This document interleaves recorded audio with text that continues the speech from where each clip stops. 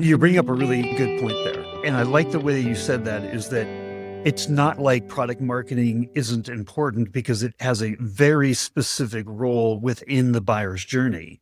But getting in front of these customers and having that face to face doesn't happen these days with product marketing. It happens because you have something of value to offer to them and you are seen as an expert in the industry. You're in the middle of the conversation. You know their challenges. You're talking to them about, I always think about it this way. Vendors talk about the challenges that they solve directly. And they're really important, but they might be this much of this set of challenges that the persona that you're reaching out to has. They need to know that you get this and that you're helping them solve this. So vendors talk here, partners talk here. And so McKinsey said it in the study. They said only 15% of B2B companies actually activate the voice of the customer. Yet in this world of this trust crisis that we're in, the customer's voice actually means more than ours. We had a 3-time B2B CMO on, and she said, Steve, the campaigns, the enablement materials, everything that we do, when the voice of the customer precedes ours, works better. And so I would love to just understand a little bit more from your side on how do we activate the voice of the customer? How do we get the voice of the customer, and how do we execute on the voice of the customer more as B2B organizations? I think it's better discovery. Marketing can bring people in the door, but at the end of the day, once we get to that meeting, it can't be, here's my product. How can we shoehorn it into your platform? It's, here's your problems that you're dealing with. And so I'm going to give an example. It was a seminal moment in my career. This is when I was back in the video conferencing industry. Video conferencing prior to Zoom and Riverside and all these great SaaS-based platforms, when we talk about the great equalizers, were room-based systems, cameras, codecs in a room, and you had to have one piece of hardware to connect to another piece of hardware. It was, at the time, a very technology-driven sale. CEO X comes in and says, I want to buy video conferencing so that I don't have to travel from New York to San Francisco to Hong Kong.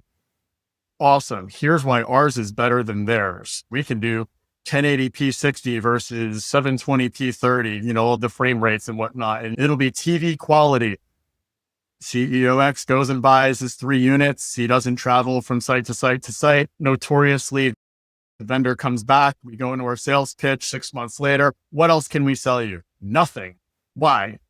Did not work. No, it was great. It's like being on television. Well, then why can't we sell you anything else? I'm not traveling anymore, but the system sits dormant the rest of the 95% of my time when I'm not on calls with San Francisco and Hong Kong. This gets to discovery. And so at the time, as I said earlier, there was 2 primary companies in the video conferencing space. I won't name names, but most people who know the industry know the 2 companies. We were locked in a war with an incumbent vendor. And the incumbent vendor, the company I was at would do really, really well selling into an enterprise. And many times the CEO of our competitive company, who was much larger than us, would take the customer out and a lot of times would give away the video conferencing systems to get the business. Why do they give away the video conferencing systems? That doesn't make any sense. Well, this vendor was really strong in networking hardware. They didn't care about the video conferencing endpoints. They cared about the bandwidth that the video calls brought to the network, which meant $100,000 in video conferencing sales would bring several $100,000 in networking equipment, which makes them stickier than the video conferencing would otherwise. So how did we change the narrative? We brought in a team of experts who came from industry. I said earlier, my background, I came from banking, I understood finance, was to come in and have a different conversation with customers. And it was to not only sell the intended need of what the customer was coming for, but the unintended need that they may not have known.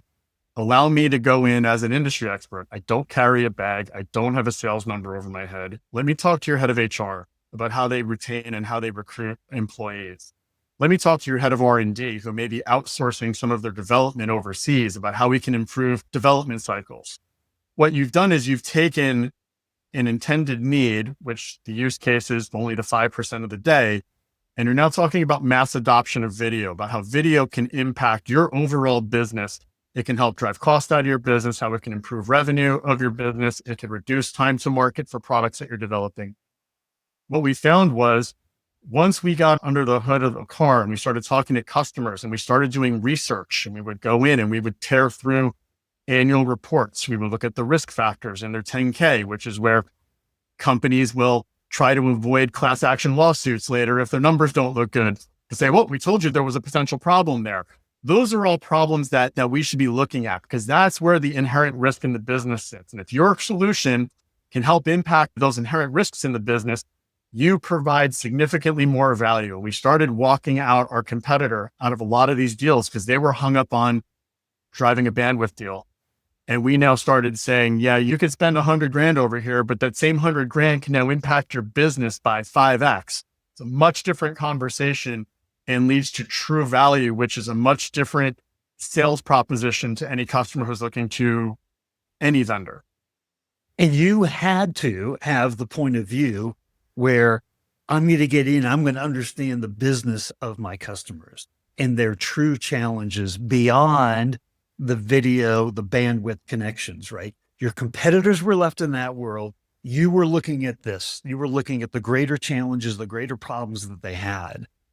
And this, by the way, I didn't mean to cut you off. It's important because it's not only important in those large deals. Yes, it's required when you're in large deals because that's the value. But if you can't open, even for smaller companies, I think this is important because this isn't just a high class problem.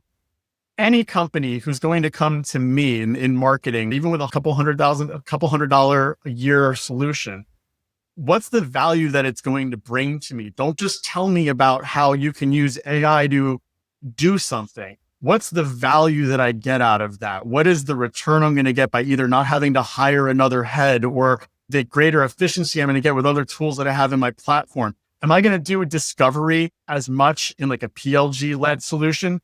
No. But me as a buyer, I'm more likely to evaluate you as a vendor if you can better articulate what you're going to bring to my business above and beyond just technical specifications.